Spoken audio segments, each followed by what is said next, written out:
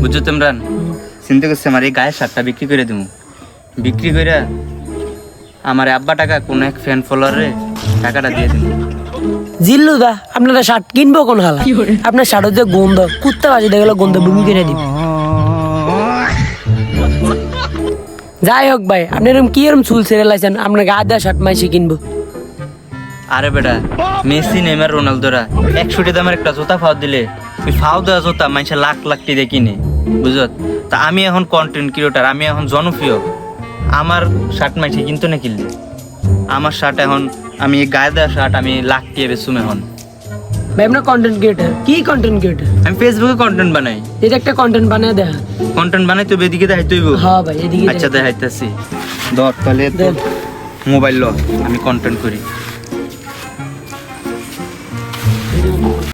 আমি কথা দিয়ে কথা রেখেছি, হাগা আসেনি তো ফিরে, আমি ঘুরে হাগার চেষ্টা করেছি পুরোটি জীবন ধরে, আমি অন্ধকারে হাঁটতে গিয়েছি তবুও পাইনি খোঁজ, আমি হাগার জন্য অপেক্ষায় ছিলাম, হাগা নিজেই হয়েছে নিখোঁজ।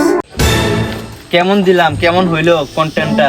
এই নাম না চুলের কন্টেন্ট ক্রিয়েটার দিলে ভালো হয় না? না একটু ভালো হয় না। কি কস বেটা, এর মেডি কোনো content creator হয়? খাইতাছে লাখ লাখ ভিডিও না চলে না, এডি মার্কেটে চলে না, এডি না চললে এখন নতুন কিছু করুম। তো অন্য কিছু করেন। এই যে এখন বইলে হুম বইলে কি কি কিছু করবেন? আরে বেটা, আগে কন্টেন্ট করে ফেসবুকে মাসে 45 লাখ টাকা কামাইছি 3 মাসে, আমার এখন লাখ লাখ ফলোয়ার আছে। এন্তিকা 20,000 সুতিয়া বানিয়ে থাকলে 1,000 টাকা করে বেচলে 20,000 বইয়ের দাম 2 কোটি টাকা।